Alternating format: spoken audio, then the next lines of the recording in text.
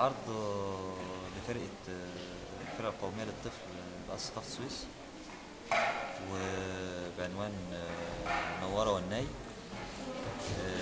إعداد وإخراج كامل عبد العزيز وأنا. لكن مواهب الفرقة كلها هي اللي عاملة العرض أصلا، ولأن العرض قايم على فكرة مستوحاة من التراث الأوروبي. ف ده الكلام ده كان قبل 25 يناير، فكان فيها روح 25 يناير.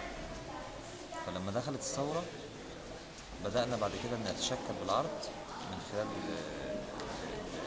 روح 25 يناير. والعرض نفسه بدأ ان هو ياخد يوميا متغيرات على حسب الأحداث اللي بتتم بره في الشارع، في الميادين.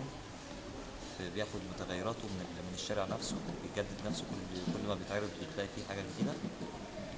وزائد برضو ان مش يعني اي حد عاوز يشترك جديد والعرض شغال بيجي يقول لي انا عاوز اشترك وبيطلع يشترك. ناس بتمشي وناس بتيجي، وكأن فعلا ميدان زي ما حضرتك شايف كده، ميدان الأربعين، جامع الأربعين، شميس، الإسعاف ورا، قصر الشوق، اسم الأربعين الناحية دي، والبياعين وحركة البيع وبتاع والكلام ده. وده الميدان اللي قايمة فيه العرض المسرحية.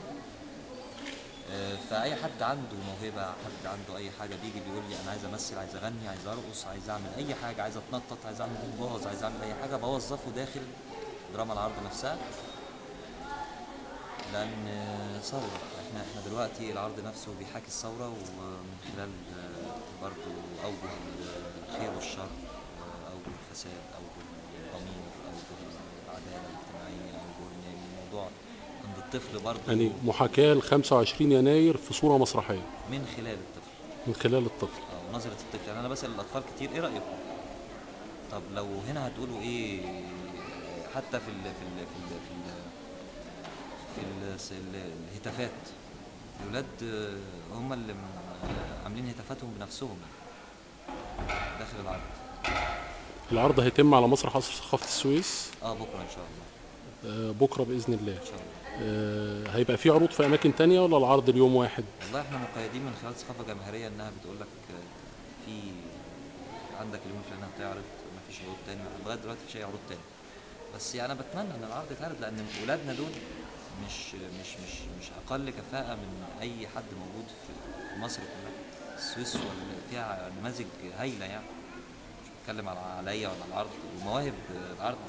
في اللي بترقص، وفي اللي بتغني، وفي اللي بيقول شعر، وفي اللي يعني عرض تحس ان الولاد الفرقة نفسها عاملة نموذج لفرقة محترفة. جميل جدا، شكرا أستاذ كامل، وشاكر جدا الأفضل على الوقت اللي أنا أخدته منك. تحت امرك. شكرا. تحت امرك.